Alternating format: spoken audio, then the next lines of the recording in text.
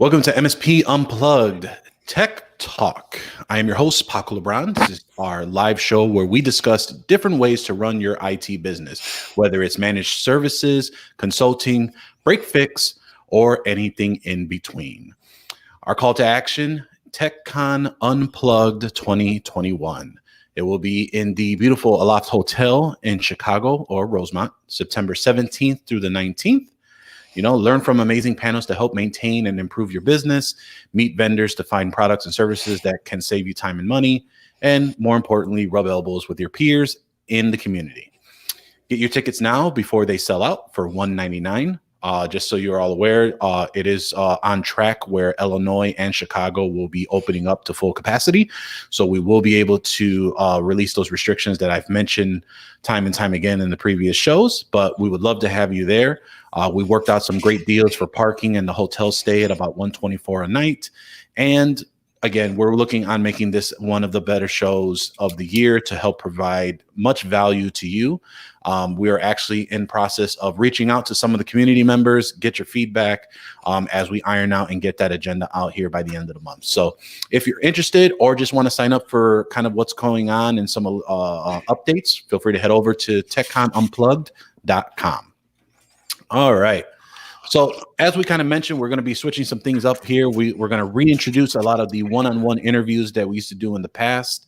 And I'd like to introduce my guest, Joe Knezovich, over at Cyber Onsite Services. Joe, how are you doing? Good. How about you, Paco? You doing good today? Better than good, better than most. Or as our good friend John Dubinsky likes to say, better than I deserve. So,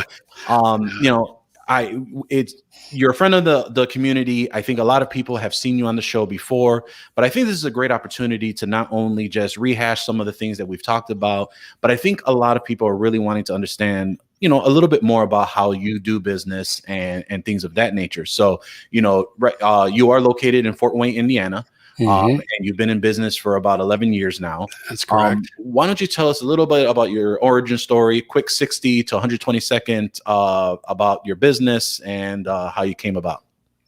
Well, I'm a solo tech. I used to work in the corporate world, and I decided to leave that job at an early age of 53 to do something else. And I decided to open a computer business.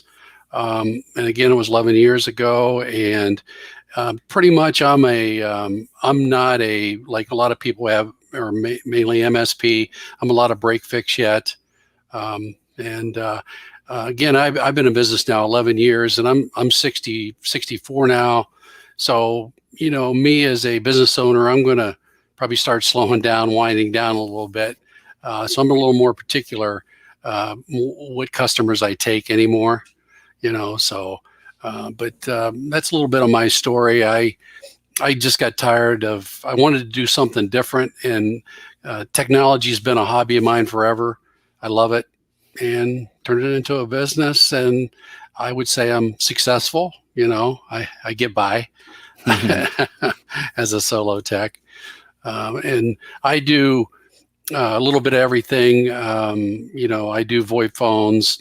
I do networking. Matter of fact, I run wires and, put in the racks like a lot of, other techs do. I really enjoy doing it. As I get older, it's a little harder to do.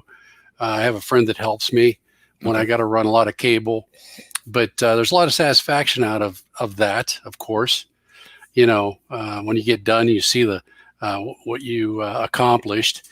But I do the typical, backups. I got an RMM and all that good stuff. I don't know if I have anything any different than anybody else, but but again, I'm here, and anybody has any questions down the road, let me know. I think you hit a lot of great points on that piece, right? And you have dived into, I believe, a lot of the things that we all have either done in the past, are currently doing, or are hoping to do. So, you've mentioned backup, RMN, monitoring, running cabling. As a solo business owner, what is usually your way of introducing yourself to your clients? Like, what is kind of your pitch to them when you're kind of in front of them, or when they find you? Well, first of all, the 98% of my time or my business comes from a referral. Okay. I mean, I literally don't advertise at all. I usually it's somebody that calls me, says, "Hey, XYZ said, to call you. You can help me out." Blah blah blah. And most of my business that I have is small businesses under, let's say, 25 users. Mm-hmm. I prefer dental offices because I'm a little more familiar with Dentrix and what's the other one? I'm blank on it right now. EagleSoft. EagleSoft. Yep. There it is. But Dentrix is the one I'm more familiar with. So I don't know if I have. Some people have what they call as the elevator speech. Sure. I just try to be upfront, honest when I talk to somebody. I have a lot of customers that say, they'll, off the record, they'll say, something I like about you, and you got to wonder what it's going to be, right? But they say, you seem to care, you really care. And I think that makes me feel good that I do, and I do care about my customers. Matter of fact, sometimes I complain to my wife that I think I care too much. Sure. If there's a problem or an issue, but anyway. No, I mean, I think a lot of us who are empathetic and do care about our clients, we tend to take on their stress and their really the biggest pain points that they take and drive home. So that's definitely something that I suffer, definitely, for sure. I think that what really is a big piece for me is that, growing to having other people in place for my business has helped kind of removed me from that. And so that's helped me out really well. So you've mentioned that, a big part of your client base is really small businesses, around 25 users, or I believe you said less, and less. more dental and ortho. Was that something that you kind of just fell into, and it just kind of from one referral to another, or was that something you kind of wanted to focus on because I didn't know any of it at first, but I got my first client from a residential customer referred me, and I ended up running all new network cable and all new computers and everything, and that was my first customer. It was a Dentrix user, and from there I got more, and it's good business. Everybody has their opinions on, dentists or lawyers or whatever, if they're cheap. Everybody that I have is pretty much concerned about money, so, but, once they trust you, I think, they just, you recommend something, they'll just do it, once you have that trust. But again, I mentioned earlier about caring, and I think that's what makes me a little more different, I think, than other. But of course, they don't know that until you've done work for them. That's not going to show up probably in your interview with a customer. It may come across a little bit, but and it's usually after the fact that somebody's going to say that, you seem to really care, and I do, to a fault. Right. And it looks like that's definitely what you advertise on your website too, right? Like you mentioned that you evaluate, entire systems. You take the time to ask the appropriate questions. Yep. There is a quality to trying to figure out the root of the problem. Whereas it looks like, unlike other competitors, they may be just looking at the issue and kind of one and done, or trying to just fix on an issue basis versus kind of understanding the underlying issue and really asking those important questions to maybe even give them a better experience too. So that seems to be really cool. As far as kind of your business format, you did mention that you do a lot of break fix. Yep. Is that something that you've kind of what's the word I'm looking for? Kind of preferred because it's easier. It's an ease of use, least passive resistance to billing the customer. Have you tried some of the other ways of like maybe as a full-fledged MSP or a contract or an all-you-can-eat or project work, stuff like that? That's a tough question, really, for me, because there's no doubt about it. We all, and every company in God's creation right now wants reoccurring revenue. Yeah. That's a good and easy thing. I have just struggled with some of it in a way. And some people, the chat room will probably explode on this. You're crazy for not doing it. But, I've been blessed, in my business. It seems like sometimes when I go out of town for something, my business runs well. I don't have too many calls, and when I get back, it, explodes, but, Sure. but, I don't know. I usually try to fit the customer. I'm not one of those that's going to say, well, if you don't take me on, as an MS, with all my stuff, I'm not going to do business with you. I don't do that. I know there's a lot of companies that do, and it works for them. That's fine. I guess what I'm trying to say is I make it work. Sure. I make it work, my way. Right. I get things resolved. I get things done.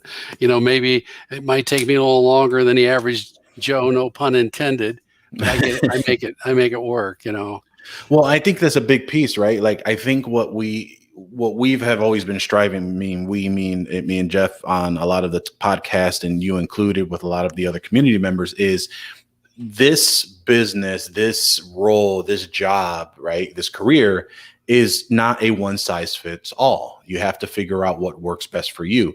But I think it's important to hear what other people are doing so you can pick from what you'd like, kind of going from there. So that definitely makes sense. I think for me, we were in a similar boat where we were doing break fix, and it just got to a point where, I just wanted something more predictable because at that time I had just left my previous job. They had eliminated the department. We had a little bit of money, but once the money dropped off, it was like I needed something predictable, right, to help raise a family and such and things of that nature. So we ended up moving toward, the retainer block hours at first, then the monthly managed services, and then quickly kind of move from there. So it's definitely interesting on how everyone works, but like you just said, it works for everybody in a certain way, and you make it work, right? And it's really up to the business owner as far as the biggest takeaway is that you don't listen to, the big heads of the world in our industry that say you have to do it this one way. I mean, if you want to stay at a particular level, there's nothing wrong with you staying and making a good living, having a little bit of pocket change, and just kind of living life, and going that route. You don't have to be a $2 million, $5 million MSP and get all the stress from that. Right. So definitely important pieces to kind of take away, especially when it comes to trying to figure out your business format for those that are trying to figure it out as well. Why don't we pivot a little bit and kind of talk more about tech stack? Because I think that's always a topic that everyone likes to hear, right? And everyone wants to know, what are you using for your tools? What are you using for that? So why don't we just pick the top three that everyone usually talks about? What RMM are you using? What's your managed antivirus choice as of right now, in 2021? And what's your current PSA or CRM system? Well, I use Ninja, and I left SolarWinds quite a while ago and went to Ninja. I don't know. My opinion, none of them are perfect. I like, I'm using Bitdefender Gravity Zone right now. That's what I'm moving all my customers to. I really like that. It seems, Bitdefender works. I mean, it just works. It seems to do the job.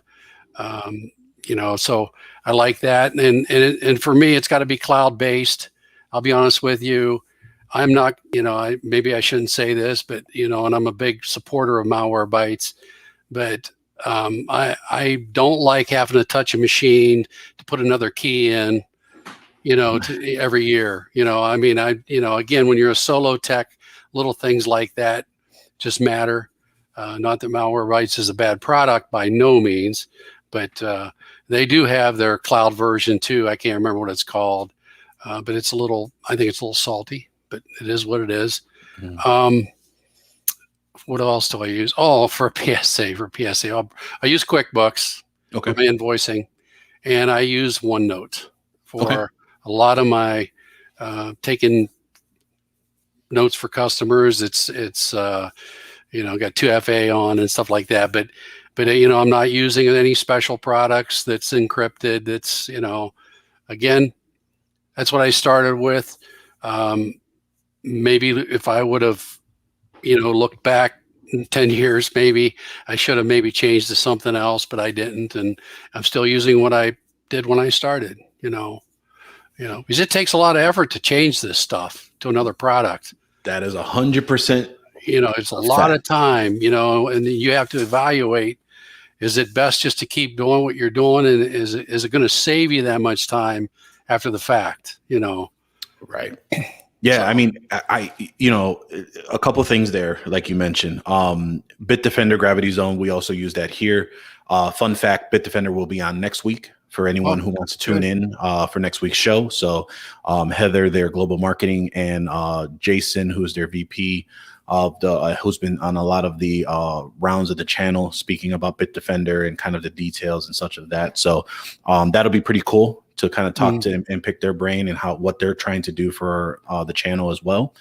And like you said, it just works. I think that a lot of people get very intimidated with the dashboard because there is so much in there. But I think once you kind of lay out and understand where's what and what you can do with it, it's such a powerful piece of software that we continue to keep using it for that reason, all the way down to web filtering, and plenty of other stuff for EDR and things of that nature. So definitely a great product.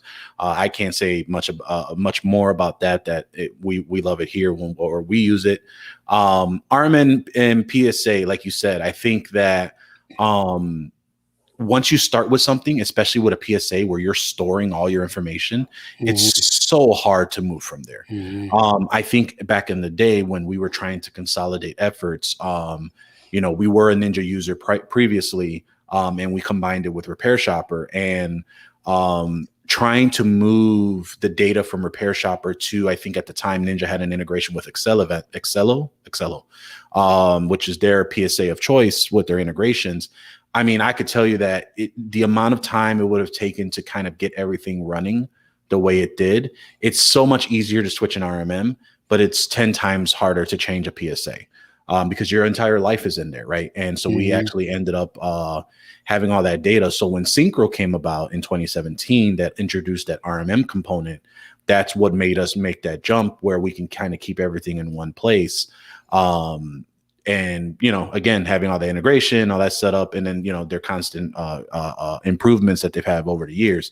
Plus my data stayed the same, really. Like they just moved my database to from Repair Shopper into Synchro, and I literally had everything I had over the last 8.5 years, or at that time closer to 5.5. But it just made for easier solution. So definitely PSAs are such a hard thing to move. So like you mentioned, getting into something and making that change is not for the faint of heart. So if it works for you, and that's where you're keeping all your data and it's secure, you got to keep doing more of that. So that's at least where I stand for it. So I think as a business owner and been in business for 11 years, and I think I'm fairly successful. I mean, I can definitely pay the bills and a little extra, but I wish I would have. And again, you don't know this early on, but I wish I would have. And John Dubinsky, I think it was one of them that made a comment to me one day. It's about standardization. I wish I would have standardized a lot sooner in my business. I kept jumping around from, whatever, if it's a switch to, okay, let me try this switch, okay. And there's a learning curve with all of it. And you really need to see what the community is using. If you don't know, get some feedback and just take a dive and say, hey, I'm going to use this until I really, really, really, really find something I think is better, because you save so much time if you're using the same products all the time.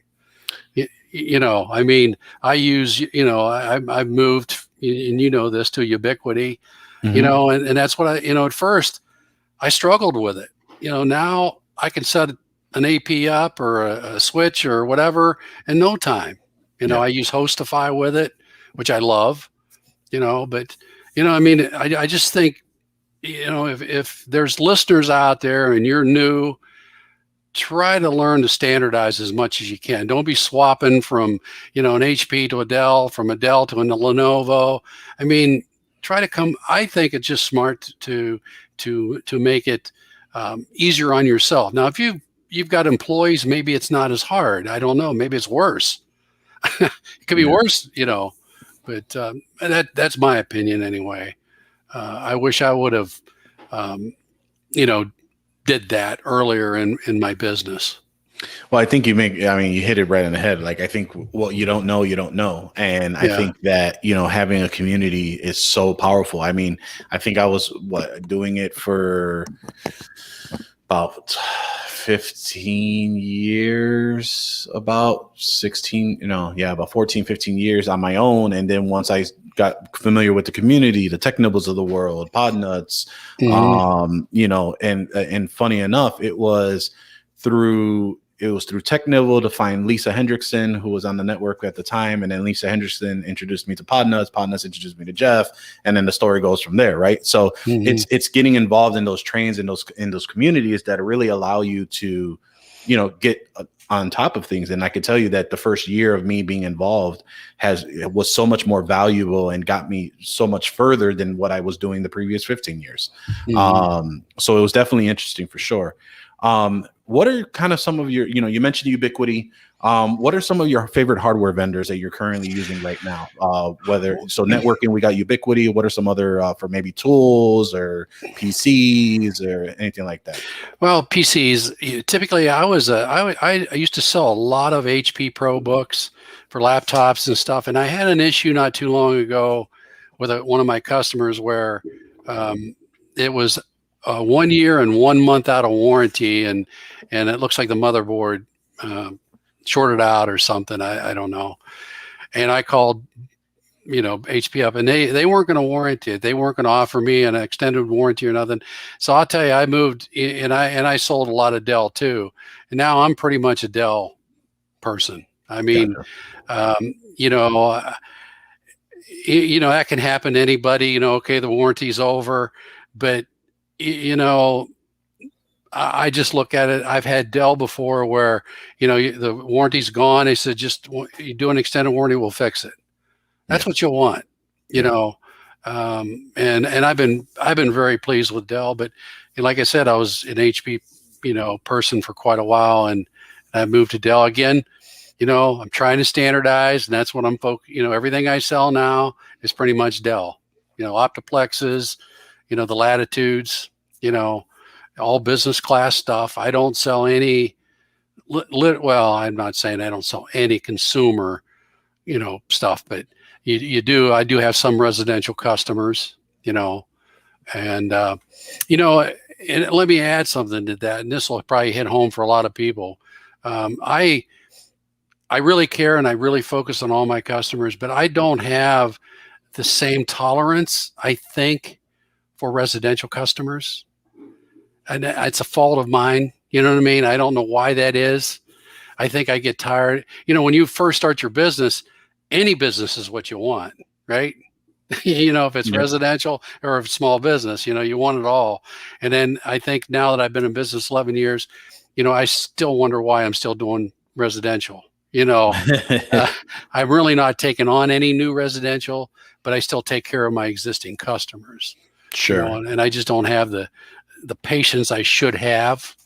I tried to, but I went off on a tangent. But anyway, hardware. Well, really quick, I think that you make a good point. I think for us, our main reason was not only patience, but the ability to standardize also was a very big driving. So like if I can control what's in the environment, that will help me the best. And for residential, sometimes they will take your suggestions. Sometimes they'll go on their own, and then it's just kind of supporting what they're bringing to the table, right? So it was a kind of that transition for us too, where we just decided no more ongoing residential. We have very few residential clients still right now, but we're slowly kind of referring them out to some of our partners as well that handle residential service. Yeah, for hardware, I do, like I said, Ubiquity switches, and I do the computers is Dell. I buy, for software related, I'm a Microsoft person. I do the Microsoft 365 for email. I don't do any Google G Suite stuff at all. I use Microsoft Office and all that.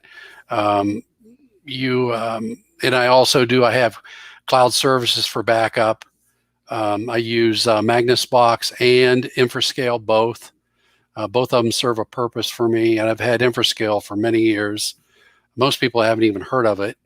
It's the business side of SOS Online, the consumer part of that. But I've had it for a long time, so I use that. Stuff where I buy stuff from, I think it was, I don't know if it was Jason Miller or somebody from one of our, your conference mentioned Streakwave.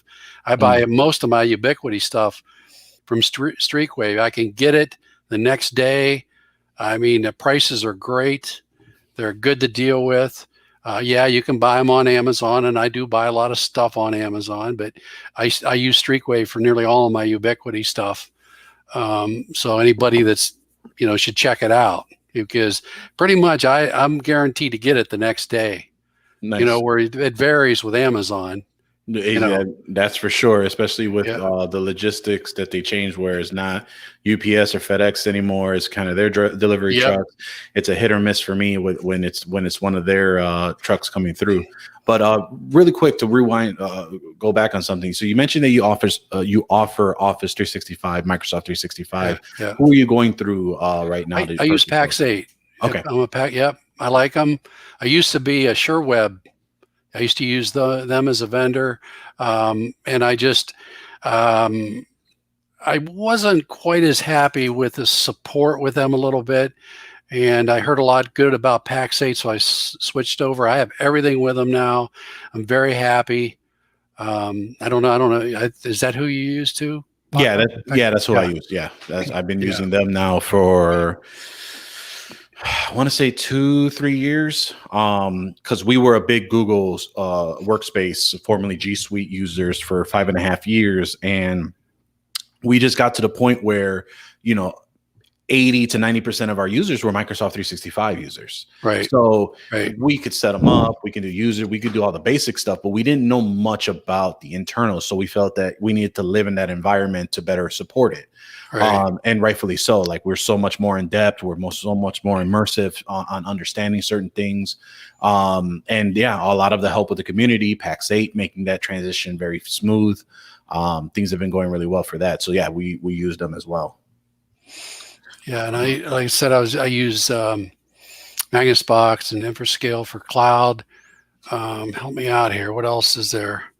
What are you using right now? Are you using anything for anti-spam or anti-phishing? Are you kind of using Office 365's default filtering? Just Office 365 default right now.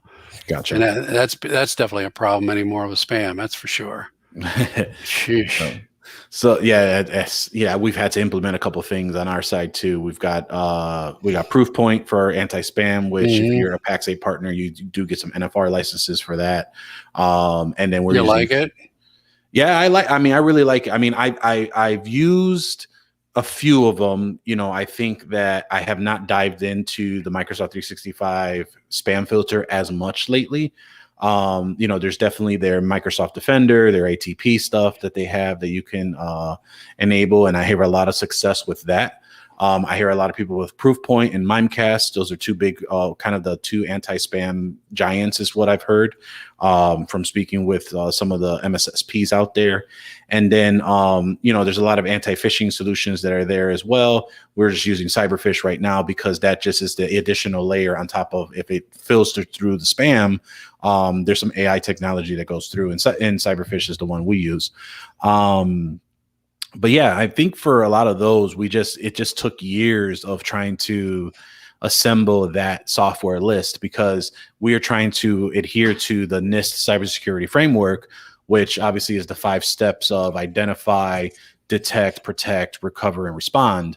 And really being able to understand that, how do you fill in those gaps and how can you make sure that you kind of go forward with a baseline for your business? And it goes back to, as you mentioned, the standardization. But, kind of shifting gears a little bit, we did talk about how you found new clients and what's worked in the past is word of mouth and referrals. I know you were a big VNI I was member as well. Yep. Did that help with the word of mouth? Yeah, no doubt about it. I was in BNI quite a few years, and I just got out of it. I had COVID back in December, and I was out of it for almost 2 months. And some of you guys know that because you could hear the way I was talking and everything. And I kind of got away from BNI, but it's definitely paid off for me. And I may go back. I don't know. I decided really just to take a break. So if somebody's trying to get business, I think it's definitely worth the time and effort. It takes a while to get for them again to know you and trust you and all that stuff before they start referring, and which is smart on their part. Yeah. Yeah, we just joined about 2 months with our chapter, and exactly that. I mean, sometimes you get a very good group of chapters, but there's that trust factor you have to build, and it's definitely a long game to try and make sure that you get that going. Was there one thing, and maybe BNI was it, that you did in your business that made a great improvement, or anything recently that did for your business? I don't know. I'd say if you're saying an improvement, meaning business wise, I would say BNI. And I think that, again, I'll go back to the fact it's how you treat customers and taking the time, not just making them feel, and it's easy to do it because you're in a hurry, but that they're important and you care about them. That goes a long way, because I just think that that's what really sets you apart today in the service world. I don't know about anywhere where you guys are, but today in service, it's terrible. You can't get it. I was trying to get an AV guy for a customer. See, I go over and above for a customer. I don't do AV, but I'm calling AV companies for a customer, and I'm going to be the one that goes and gets quotes for them. Yeah. But and I don't know where I was going with this, but I lost my train of thought. Well, I think vendor management, right, is one of those big pieces that you're helping out with. You call places, you don't even get a phone answer. Nobody answers anymore. I mean, so when you get somebody on the other line, you think, oh my God, what the heck? Yeah. Yeah. It's amazing on how the customer service piece is. So, and like for us, we hire customer service first, tech we can teach later.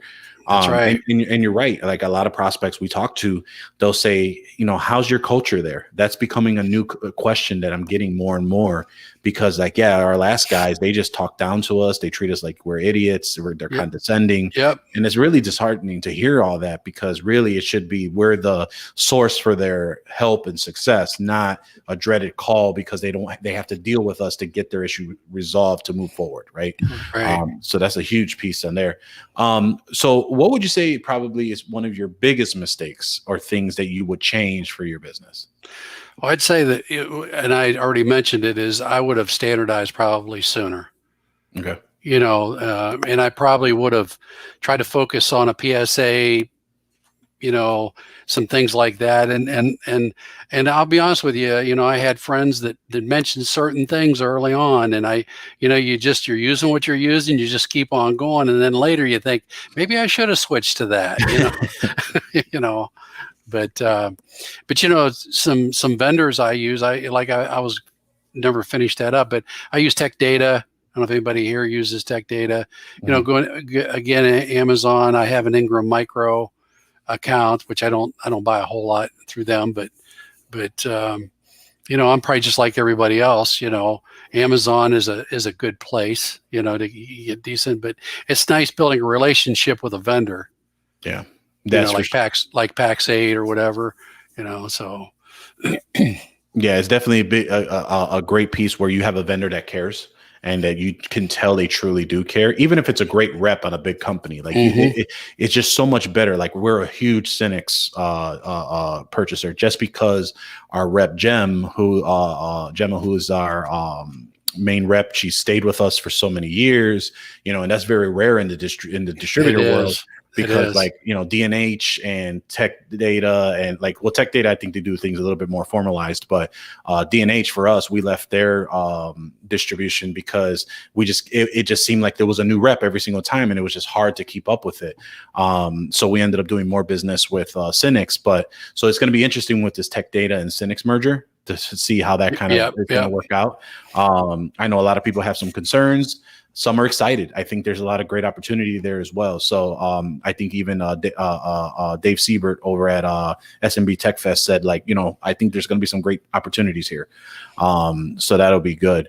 One question that I had a question for you, because I always struggled with this when I was a solo tech. How do you take time off and let the business be run on its own / how do you communicate that to your customers that you're taking some time off? Well, first of all, typically I don't, you know, my time off is, you know, maybe a week at a time. You know, I just went to Florida not too long ago to visit my father-in-law, but how I deal with it is I have a friend / person that is pretty good at IT. You know what I mean? And he used to teach classes and all this, and he helps me with all my running wire and all this. I pay him very well. But if I'm out of town and I get an emergency, I can call him, and the guy's got a great personality.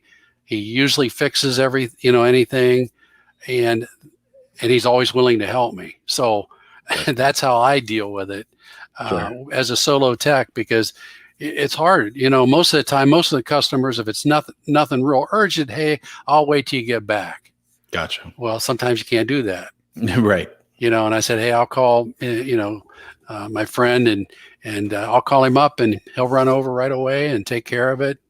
He'll call me maybe for something, you know, bounce something off me, but most of the time, he takes great notes, you know. So that's how I deal with it, you know.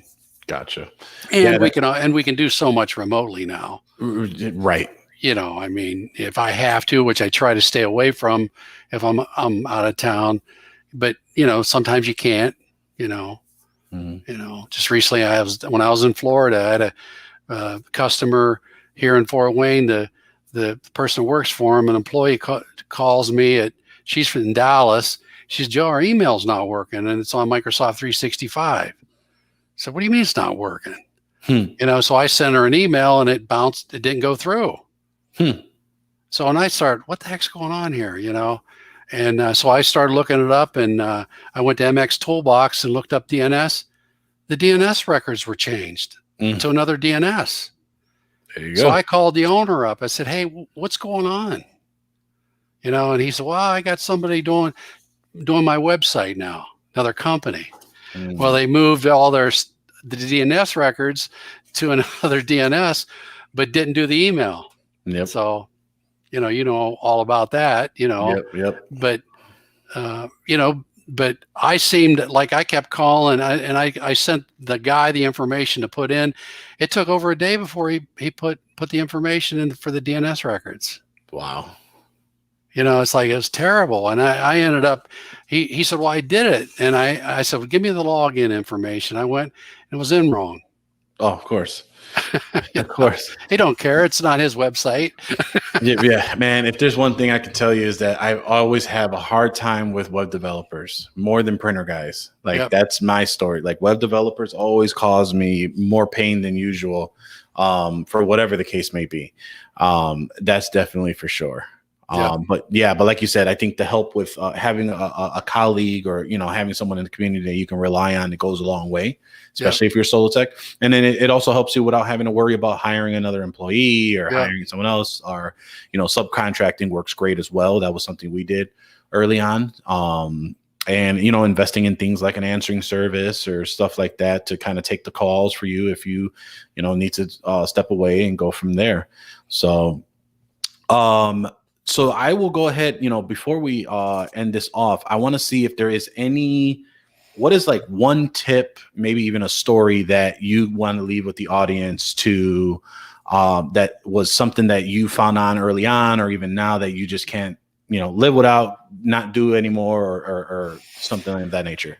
Well, the tips that I know that you guys usually ask this, so I did think of a couple things, but well, one thing is not really a tip, but tax day is Monday. Oh, don't tell me twice about that. Yep. Matter of fact, I'm going to pick mine up. I'm going to go pick my extension up after this. But one other thing I'd say right now, since it is tax time, something that an IT guy might want to do is it might be a good time to go through your reoccurring payments that you have. Are you paying for a service or something that you're no longer using? And I can attest to this myself. I paid for a few things that I wasn't even using for a couple years, and that's money wasted. If it's not a benefit to you, get rid of it. Let me see.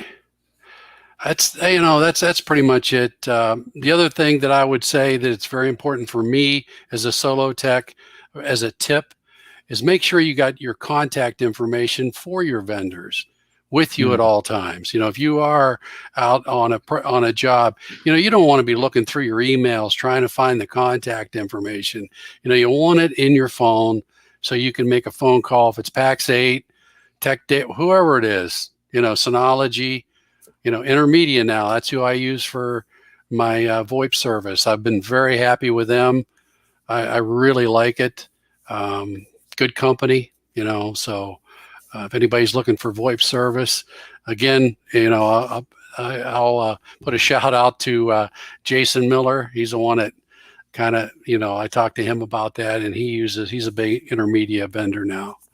So that's a couple little tips that I had.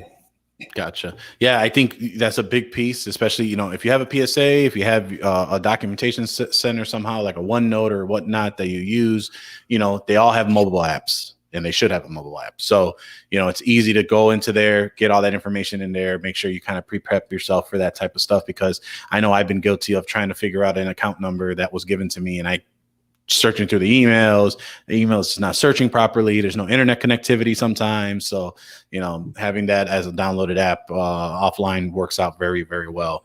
I think for me, a quick story that I could say with tips to leave is, a little troubleshooting goes a long way. And I think that, I had an issue earlier today that I kind of talked to you about before the call where, Comcast came in, they replaced the phones for a client. They had a fax line previously, but somehow the fax line just stopped working, disappeared. Went down there, took a look, and I don't know anything about phones, let alone VoIP and all this other stuff. So, I'm just taking a look and seeing what's going on. Go over to the fax machine. I see the port that it's marked. I said, all right, well, port 32. Let me go to the rack. All right, port 32 is unplugged. Okay, go ahead. Gave Comcast a call. Hey, what port is the Aris modem supposed to be plugged into? It's port 3. All right, look at it. Port 3 is not plugged in. Plug a Cat 3 cable in there, plugged it in port 32, ran the fax, worked out great. They've been down with the fax, listen to this, for almost 5 months. They have not had their fax machine since the installation. Now, apparently the client had been fighting with Comcast all this time because they had an all-work system that kind of went out on them, and they had Comcast put in. I heard about it. Phones went down. So apparently he's been doing this fighting with them for so long, and reached out to us last week. We scheduled it for today to go out real quick. Got him up in 5-10 minutes. And he said, "You're kidding. It took you just 5-10 minutes." So a little troubleshooting goes a long way.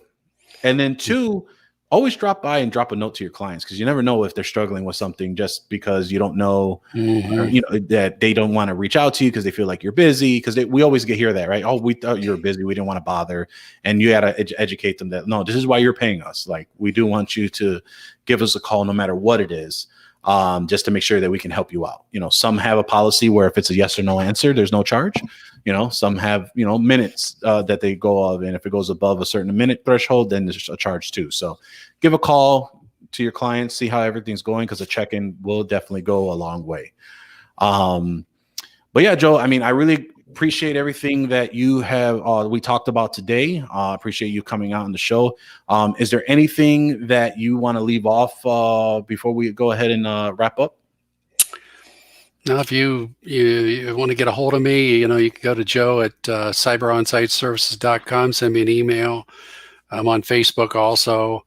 The only thing I could add is follow up with what you said about troubleshooting. If you're troubleshooting something in your office or whatever, and stepping away from it, and you can step away and think about it, sometimes you can resolve the problem. Well, not all the time you can do that when you're in a business environment. Something's down, like you just mentioned, the fax and all this, but you can't step away. But what you could do is, if you have a tech friend, some associate that you have, you can call and say, "Hey, I'm having this issue." Sometimes they can, sometimes you're overthinking it, and they can, "Hey, have you tried this? Have you tried that? Oh, I forgot about that."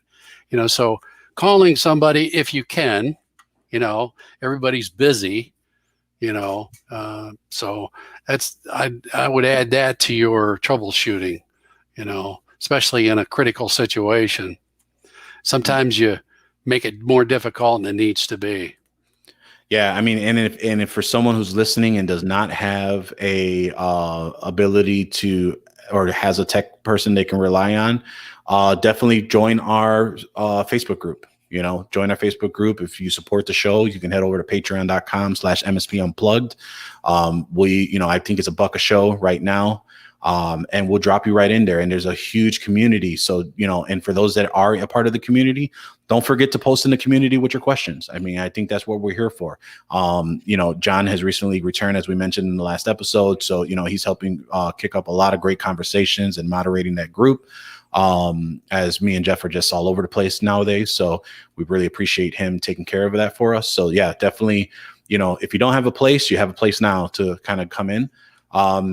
And yeah, definitely the questions go a long way, because if you have that question, there's probably someone else that has that same question that you're probably doing them a favor because you had the courage to ask. So definitely a place where there's no judgment. If you feel it's a dumb question, post it anyway. We're always willing to help and especially everyone in the community. Joe's a part of that as well, and everyone else. So, that will wrap up this episode here. We hope you found a lot of value. Watch live and come join us every Friday at noon Eastern. For right now, we're still working on possibly moving the show, but as of right now, catch us Friday at noon Eastern, 11 Central. Watch us live and hang out over in the chat room on youtube.com/MSP Unplugged. Subscribe and hit the notification button so you can never miss an episode. And then you can also use your favorite podcasting app to take us wherever you go. One thing I did want to point out from talking to some of the members here is a lot of people don't realize that you have to resubscribe to MSP Unplugged since we left and rebranded the Computer Repair Podcast. So if you were a podcast listener on your podcatcher and you were listening to the Computer Repair Podcast, you do have to search for us. Search for us for MSP Unplugged on Amazon Music, on Spotify, Stitcher, or on Apple Podcasts, as I mentioned before. Find us. You can hit subscribe, and because basically we're on a new feed.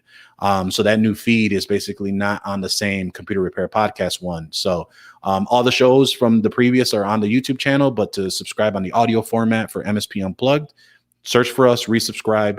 That was a tip that we heard from a couple members, not realizing that, our show is on the normal audio podcast. So use your favorite podcasting app to find us. And with that, I leave you. Thank you for listening, and we will see you next time on MSP Unplugged. See ya.